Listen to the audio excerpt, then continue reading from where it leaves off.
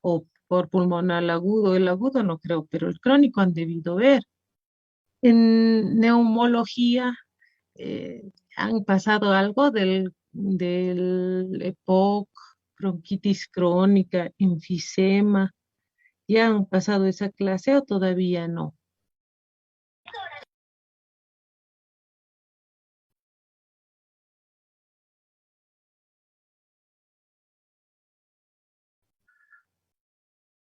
¿Me escuchan, chicos? Creo que los he perdido.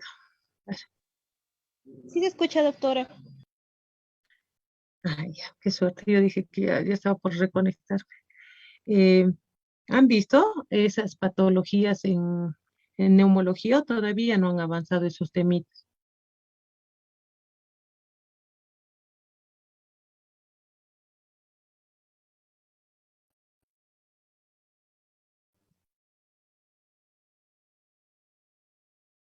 Sí, doctora, algunos de los temas.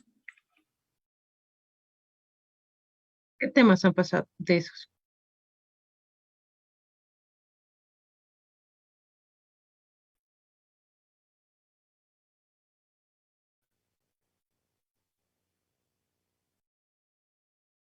No les escucho.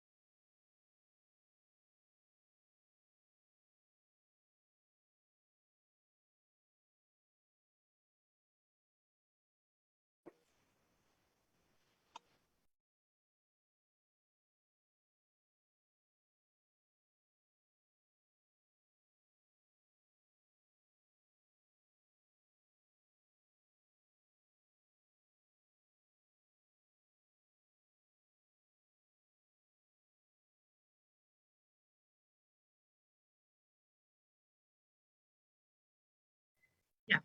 Yo pienso que se han conectado, la mayoría se van a ir conectando progresivamente, yo pienso más compañeros, ¿sí? Y vamos a recordar un poquito de lo que estábamos hablando del cor pulmonar y crónico, ¿ya? Bueno, en realidad podemos denominar la enfermedad como cor pulmonar, ¿ya? Porque hay un cor pulmonar agudo y un cor pulmonar crónico. Como su nombre lo dice, el cor pulmonar se define como la hipertrofia y dilatación ventricular derecha. Primero tenemos hipertrofia, luego dilatación, esto en el crónico.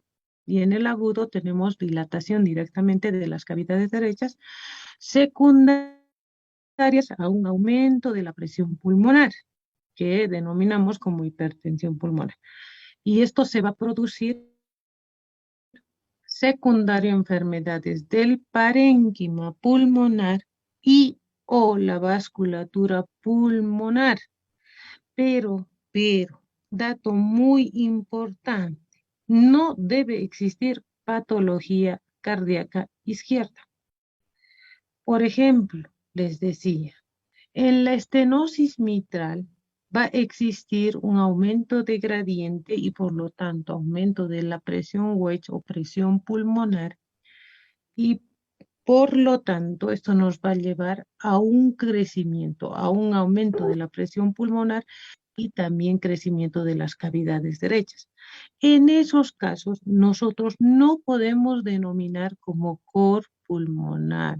No, porque el causante es el corazón de forma primaria. A diferencia del cor pulmonale, la causa fundamental para que crezca el corazón o se dañe el lado derecho del corazón es el pulmón, el parénquima o la vasculatura pulmonar, ¿sí? Es por eso que yo les estaba hablando de las patologías crónicas. Les decía si ya habían pasado algo de bronquitis crónica, si ya habían pasado enfisema pulmonar, asma bronquial, ¿sí? Son estas patologías crónicas que a la larga van a ir destruyendo, bueno, hipertrofiando y luego dilatando el ventrículo derecho. Por esa hipertensión pulmonar, en algunos casos por lesión propiamente del parénquima o por aumento del gradiente de la vasculatura pulmonar. Hay factores de riesgo que nos van a predisponer a que yo haga un cor pulmonar, sí. Por ejemplo, a ver, los tabaquistas, los pacientitos obesos y aquellos que cursan con neumonías a repetición o denominadas también neumonías crónicas, ¿sí? Que salen de una neumonía, pasan a la otra y al final, ¿qué pasa? Pues se va cicatrizando ese pulmón, ¿sí? Entonces, cuando hablamos del cor pulmonar crónico o cor pulmonar agudo también, estamos hablando de diferentes etiologías. Vamos a analizar la etiología en la cual existe una vasoconstricción e hipoxia. ¿Quiénes están acá? Están los pacientes sí, los pacientes con enfermedad pulmonar obstructiva crónica. Otro, las fibrosis quísticas. Los pacientes con hipoventilación crónica. Aquí están nuestros pacientes obesos. Están los obesos, los pacientes con síndrome de apnea del sueño y aquellos que tienen disfunción de la pared torácica, es decir, que nacen con deformidades torácicas. ¿Cuál es la otra causa etiológica? La oclusión del lecho vascular pulmonar. No es lo mismo que la vasoconstricción hipóxica, ¿sí? ¿Quiénes están dentro de la oclusión del lecho vascular pulmonar? El tromboembolismo pulmonar. ¿Qué les decían los pacientes COVID? Mucho paciente que nos ha hecho tromboembolia pulmonar, microembolizaciones y se ha perpetuado en los meses y por eso los anticoagulamos, inclusive de forma profiláctica. Y nos han hecho en algunas ocasiones el cor pulmonar agudo, ¿sí? Ahora, la embolia tumoral, la hipertensión pulmonar primaria. Existen muchas etiologías, inclusive en su, digamos, dentro de su amplio campo de las causas que nos pueden llevar a la hipertensión pulmonar primaria, hay muchas que las dejamos como idiopáticas porque no le encontramos la causa, ¿sí? Y hay otra etiología, que es la enfermedad parenquimatosa, pérdida de la superficie vascular. ¿En quiénes? En el enfisema bulloso, en la enfermedad intersticial difusa. ¿Quiénes están entre estas patologías de la enfermedad intersticial difusa? Pues la neumoconiosis, la sarcoidosis y nuestro, que les hablaba al principio en otra clase, la tuberculosis. Hay harto paciente con tuberculosis y que ya los encontramos con hipertensión pulmonar y que ya ingresan con insuficiencia cardíaca descompensada o un CPC descompensado, sí. Y que ahí se enteran que habían pasado la tuberculosis, sí. Entonces, cuando vamos a ver un poquito de la fisiopatología, pues nosotros tenemos que ver cuál es la presión pulmonar sistólica normal. A nivel del mar, la presión sistólica pulmonar es de 20 milímetros de mercurio máximo. Esa es la normal a nivel del mar. La presión capilar de 15 milímetros de mercurio y existe un gradiente de 5 milímetros de mercurio, ¿sí? pueden existir hipertensiones pulmonares por trastornos funcionales y otras que son dependientes de cambios estructurales del aparato respiratorio. Ahora, a ver, el pronóstico. Los pacientes con hipertensión pulmonar secundaria, trastornos funcionales, existe gran posibilidad de mejoría si se hace el tratamiento. Pero en aquellos que tenemos ya cambios estructurales, ese, esa hipertensión pulmonar va a ser irreversible. ¿Sí? Ahora, cuando vamos a analizar un poquito más, digamos, eh, cuáles son los distintos mecanismos, pues primero tendremos una vasoconstricción pulmonar secundaria a hipoxia alveolar, acidosis en la sangre y a hipertensión pulmonar primaria. Tendremos dos, reducción anatómica del lecho vascular pulmonar. ¿En quiénes hemos dicho? En el enfisema, en la embolia pulmonar aguda y o crónica, entre otras. Tercero, habrá un aumento de la viscosidad de la sangre.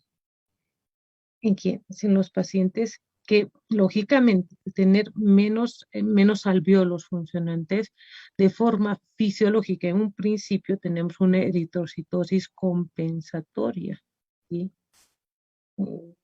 que va, que va a ser la médula pensando que está sufriendo hipoxia, entonces forma más glóbulos rojos, más soldaditos que transporten este poco oxígeno que sacan del pulmón y al final terminamos en la eritrocitosis seco. ¿Sí?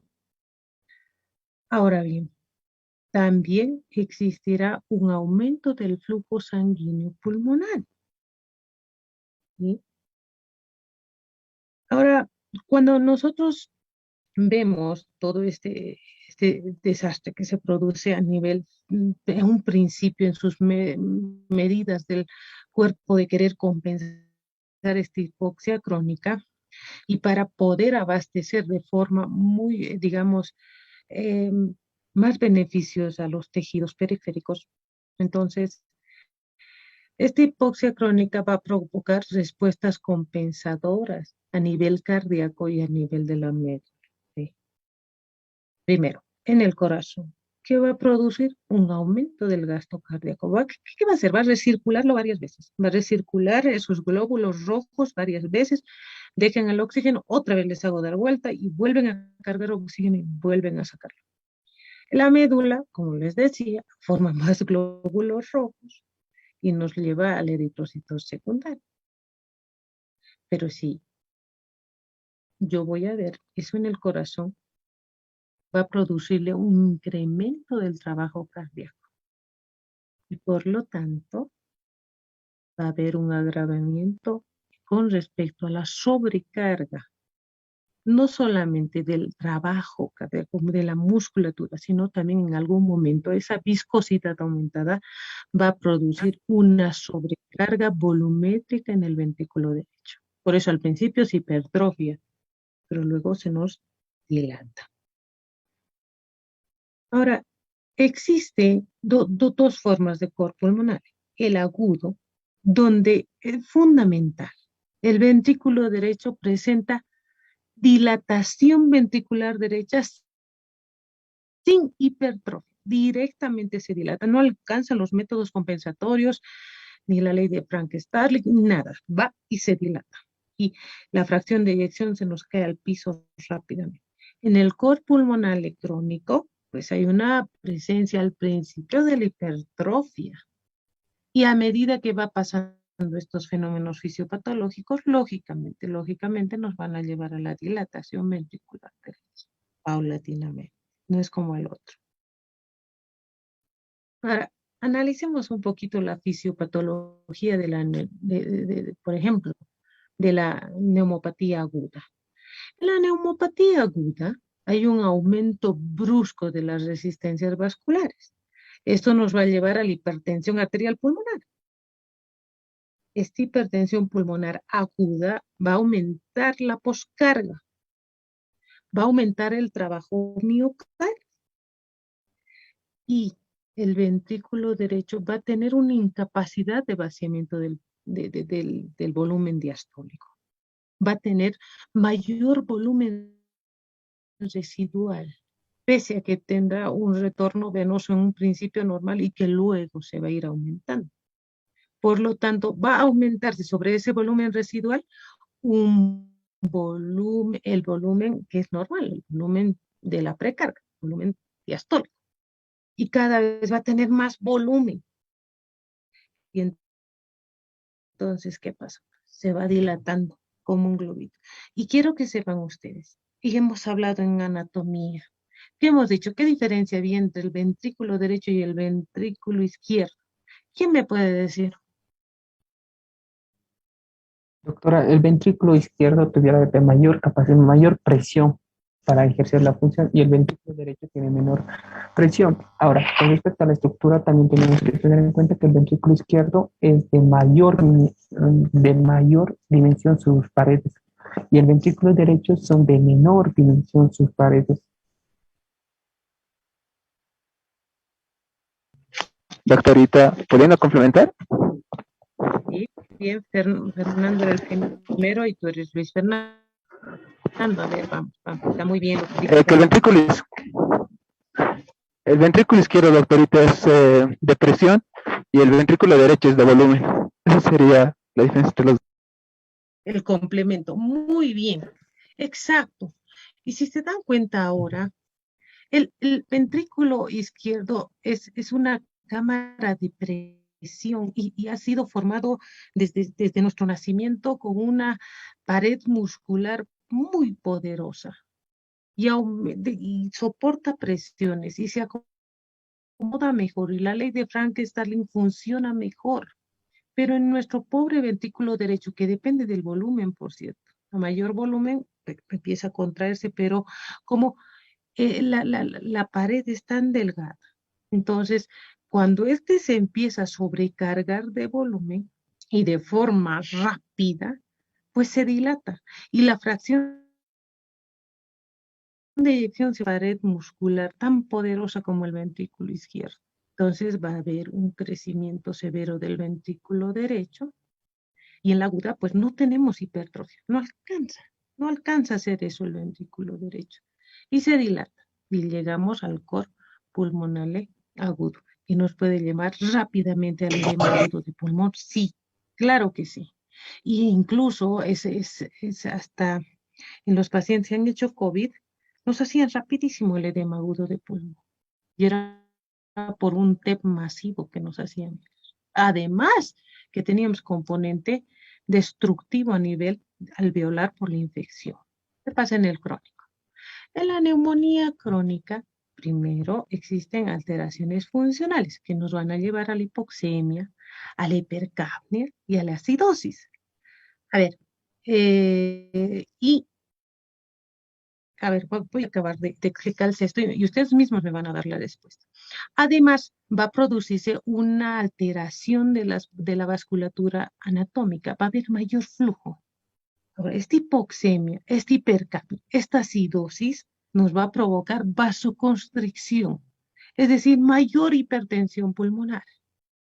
Por lo tanto, van a tener mayor precarga, mayor sobrecarga, ¿sí?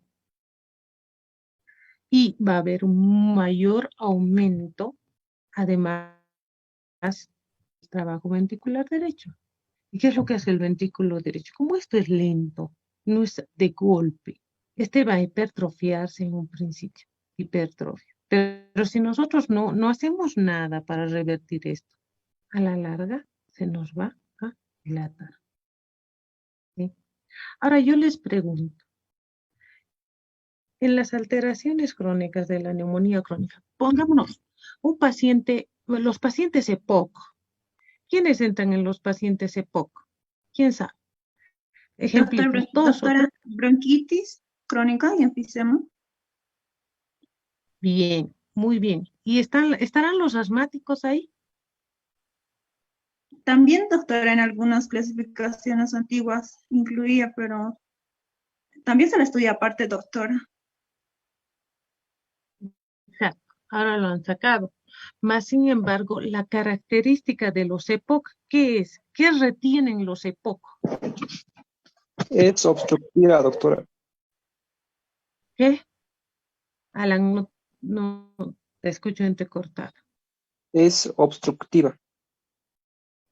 Exacto, es obstructiva y por lo tanto, ¿qué retiene? Por eso se llama hipercapnia. ¿Qué retiene? Dióxido de carbono, doctora. Dióxido de carbono. Exactamente, el dióxido de carbono. Y eso nos va a llevar de por sí a la acidosis respiratoria. Exactamente, que si no es compensado de una forma adecuada por el bicarbonato, es decir, por el riñón, nos va a llevar a una acidosis que es no compensada. Acidosis respiratoria no compensada asociada a una hipoxia. Entonces, si además de todo lo que hemos analizado, yo aumento esa hipoxia, aumento la sobrecarga de presión, la sobrecarga de volumen y que no se está oxigenando bien ni el corazón. Entonces, lógicamente vamos a llevarle al paciente a la falla derecha muchas veces. Y hay que tener mucho cuidado, les digo, porque si ustedes se fijan en la literatura, todos en los países desarrollados, como no tienen estos casos generalmente, pues todos los estudios, la mayoría de los estudios van a enfocarse en la disminución de la fracción de eyección a nivel ventricular izquierdo, más no tenemos estudios concretos para ayudarnos a mejorar la fracción de eyección ventricular derecha. No hay estudios que nos ayuden. ¿Qué hacemos? Consideramos que la medicación que utilizamos para el ventrículo izquierdo, que se han hecho estudios, no sirva para el ventrículo derecho. Acuérdense que el ventrículo derecho es un asesino silencioso, porque si no le da la precarga adecuada al ventrículo izquierdo, aunque tenga un ventrículo izquierdo poderoso ese paciente, igual se va a morir. Entonces, tenemos que cuidar ambos ventrículos. Sí hay que tratar de forma temprana, evitar, como les digo, que esa fracción de eyección a nivel ventricular derecho, que se denomina TAPSE, cuando medimos en el ventrículo, en el ecocardiograma, sea conservado, ¿sí? Ahora bien, ¿qué pasa? ¿Qué signos tenemos? Y todo lo que es el lado derecho. ¿Podré tener en este paciente cianosis? ¿Sí o no?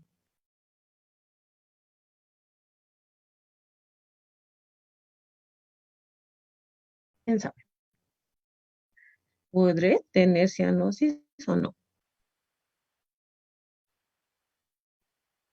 ¿O no son cianóticos estos pacientes?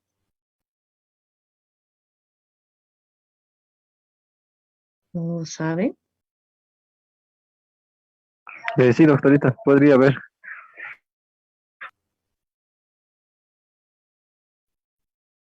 Reina, Joel, no te escucho.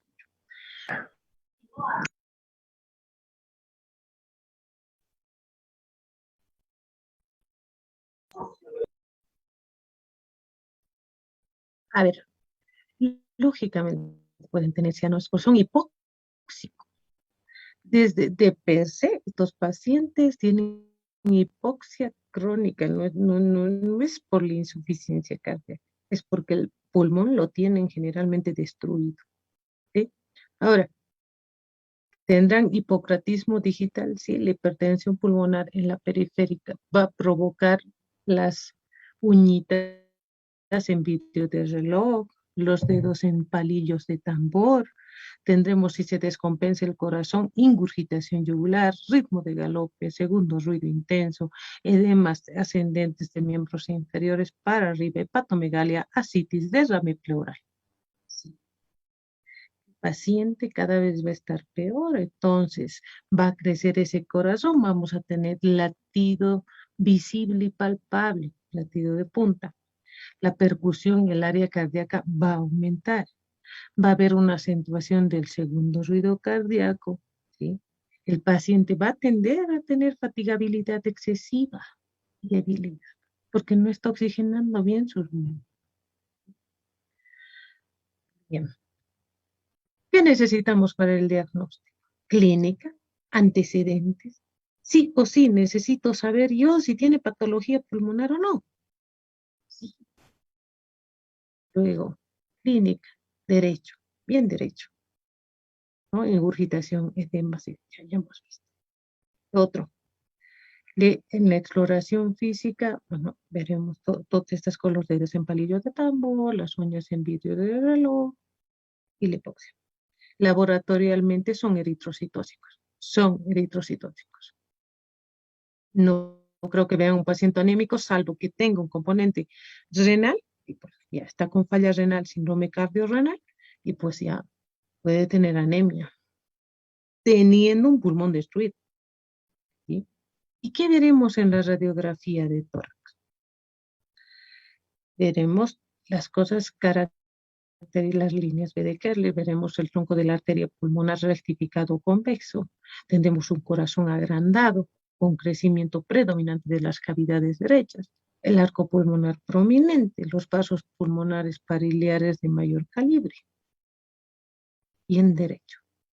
Y lógicamente tendremos un parénquima pulmonar con lesión crónica, sea de la bronquitis, sea enfisematoso, sea de la tuberculosis que le ha dejado así. ¿Sí? Entonces, la radiografía de tórax es fundamental. Sí, necesito una radiografía de tórax. Sí.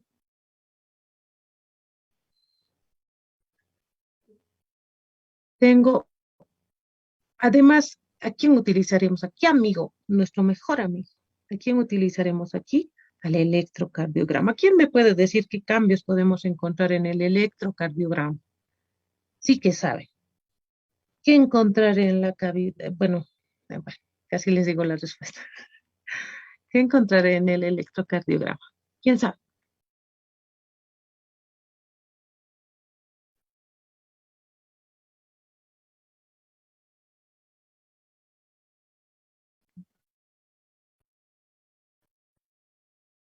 Está bien, alteraciones de la onda P. ¿Qué más? ¿Cómo será la P? Y a ver, estamos hablando de un crecimiento de la aurícula derecha, ¿sí? ¿Cómo será la onda P?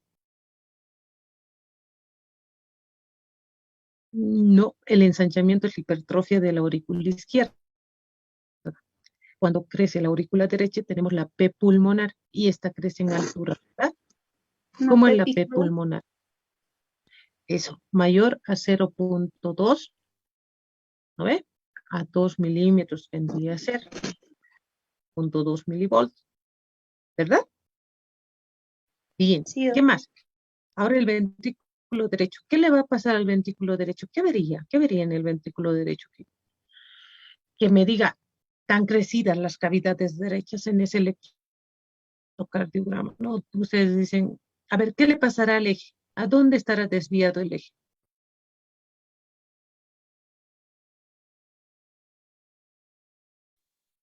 Va a estar desviado a la derecha, doctor.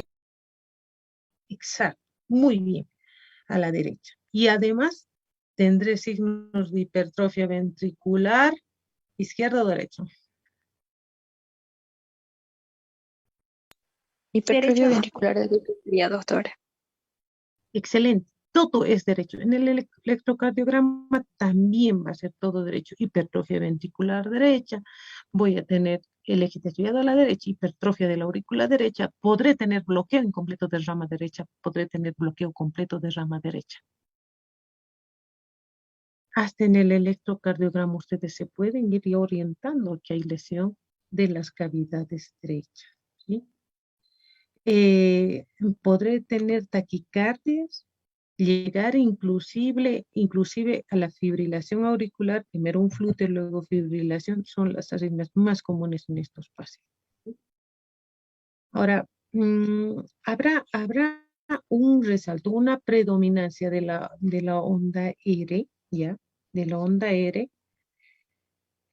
a nivel de B1 y B2, tendré una S profunda en B5, B6, que me está hablando de que está crecido el lado derecho, en ABR veré una onda R promiendo también que está crecido el lado derecho. Le haré una gasometría. La gasometría, como hablábamos al principio, va a tener tendencia, lógicamente vamos a tener hipercambio, aumento del dióxido de carbono. Son retenedores, ¿sí? Porque hay un broncoespasmo, bueno, broncoespasmo bronquial vendría a ser, ¿no? Bueno, y en estos pacientes hay que tener mucho cuidado con el oxígeno. Vamos a ir con flujos bajos como para mantener una saturación por encima del 85%. Y tendremos que priorizar en los EPOC, darle broncodilatadores, porque oxígeno a los que tienen broncoespasmo sin broncodilatador hace que se perpetúe el broncoespasmo y se reagudice más. Generalmente los neumólogos van y les ponen corticoide y aminofilina y hacen todo ahí sus cócteles, pero y les dan oxígeno además. No pueden, no solo con oxígeno van a sacar ese broncoespasmo, ¿sí? ¿Hay que hacerle gasometría? Sí, claro que sí. Hay que hacer gasometría. El ecocardiograma, una herramienta muy útil que nos abre luces, que nos lleva al diagnóstico, nos permite ver la gravedad, la dimensión del problema. Sí, porque nos va a ayudar a ver el diámetro, la funcionalidad, a ver, incluso el tipo, el gradiente, es decir, cuánta hipertensión pulmonar tengo, cuán dilatado está el ventrículo derecho. Si ese ventrículo derecho ya está su fracción de eyección en el piso, ya no lo voy a poder revertir. Y el pronóstico, ¿sí? Además, lógicamente, si veo algo izquierdo, tendré que descartar el corpo pulmonar crónico, ¿sí? Bien. ¿Qué haremos para el tratamiento? Ya estamos acabando. El tratamiento. ¿Hay que oxígeno suplementario? Claro que sí. Una oxigenación que permita por lo menos un flujo sanguíneo que sea adecuado a la periferia y que pueda perfundir de forma adecuada. Riñones, órganos nobles, ¿sí?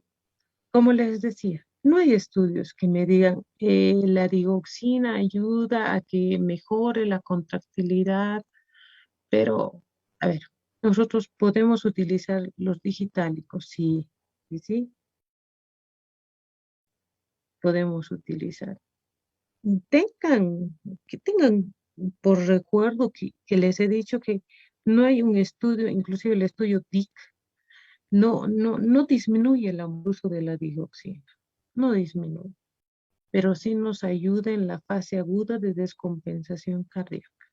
No quiere decir que yo le voy a dar de prevención digoxina y no va a llegar a la insuficiencia cardíaca y voy a salvar al paciente de que se muera. No, sí disminuye la frecuencia de internaciones en estos pacientes en fase de descompensación, la recuperación más rápida, sí. Evito tal vez una internación, sí,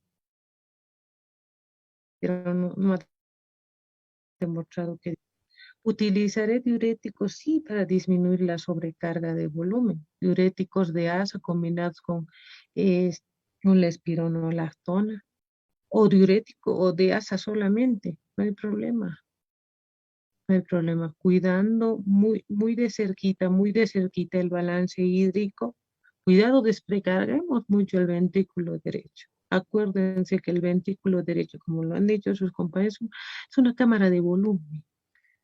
Hay que ir muy de cerca con aquello para evitar pasarnos al otro lado, que le dejemos sin volumen ese ventrículo derecho que ya está dilatado. Entonces, hay que ir muy de cerca con el balance hídrico y controlando la hemodinamia del paciente. Ojo, si nos está empezando a hipotensar, si está poniéndose en taquicárdico, en vez de mejorar, en vez de bajar la frecuencia cardíaca, acuérdense que tiene un ventrículo izquierdo poderoso, o sea, la presión generalmente está conservada. Tienen la insuficiencia cardíaca, sí, monstruosa, con ascitis bronquitis, con edemas, todo y una presión divina.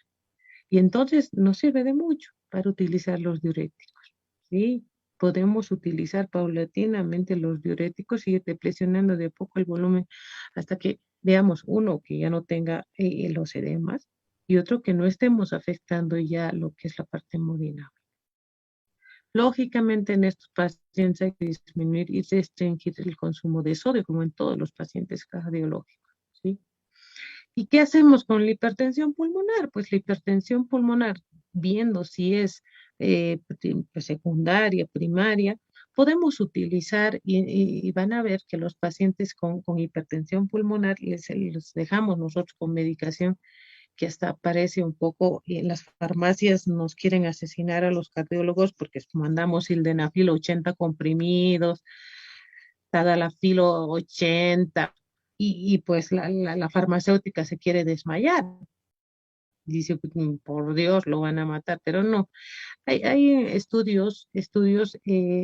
en realidad hasta, digamos, randomizados, pero no hay un metaanálisis, no hay un estudios grandes, pero se ha encontrado un beneficio, ¿sí? Un beneficio de el sildenafil o tadalafil en pacientes con hipertensión pulmonar, que nos ayudan de alguna manera a producir el descenso de la presión pulmonar por efecto vasodilatador a nivel de los capilares pulmonares y disminuir un poco esa resistencia que tienen intrínseca.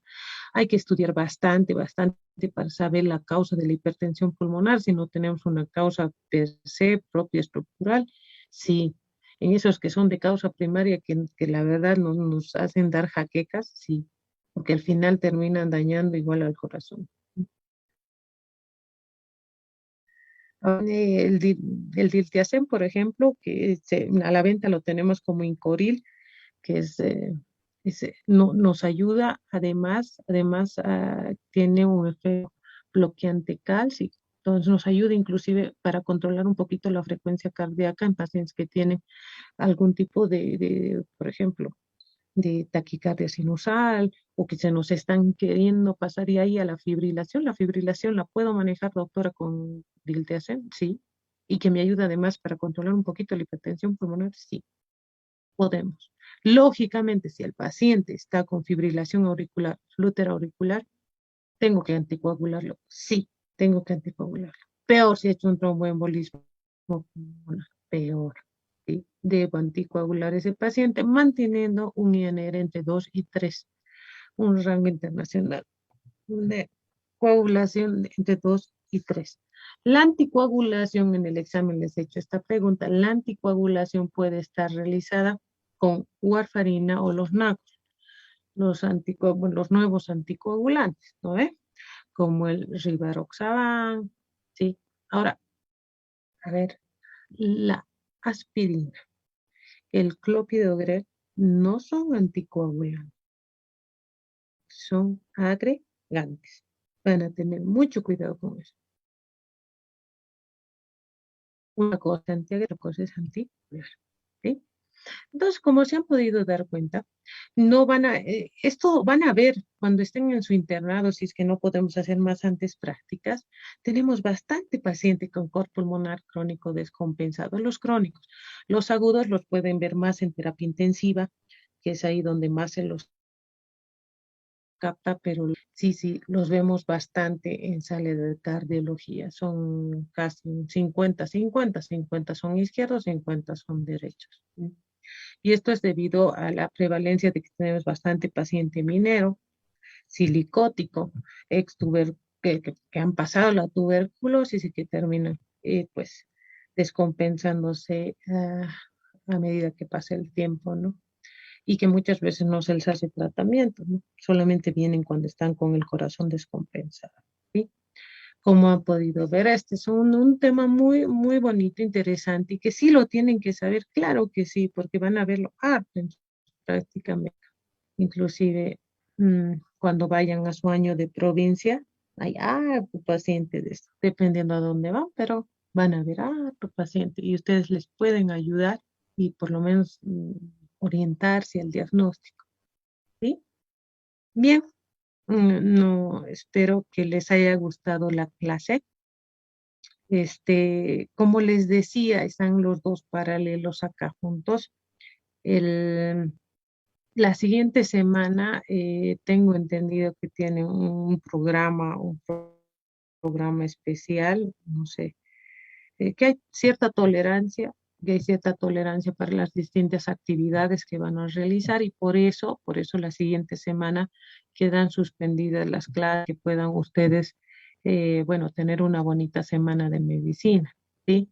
Por eso es que hoy día he decidido darles las clases sí o sí y espero a los que se hayan inscrito en la jornada que, bueno, la aprovechen al 100%. Chicos, el módulo de cardiología es el día, va a estar muy bonito. Yo sí les invitaría a que se inscriban y que puedan ver.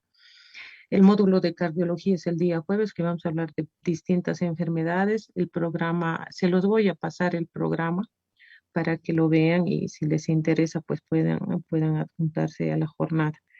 Y pues espero que lo aprovechen al máximo y que tengan una linda semana de medicina.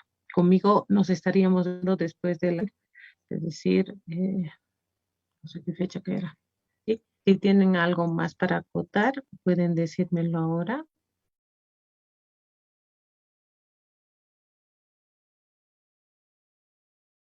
A ver, la semana de medicina seguramente va a ser el 20, 21, 22, 23 y 24, pienso, ¿no? Porque por esta semana recién están empezando los eventos. El 27, el lunes 27 nos veríamos con los chicos del cuarto B y el 1 de octubre con los del cuarto A, ¿sí? Si tienen alguna preguntita, pueden vertirla ahora.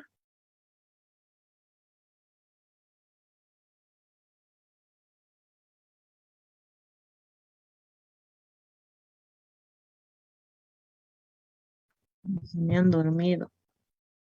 No, doctora. ¿Están ahí? Sí, solo que hay preguntas.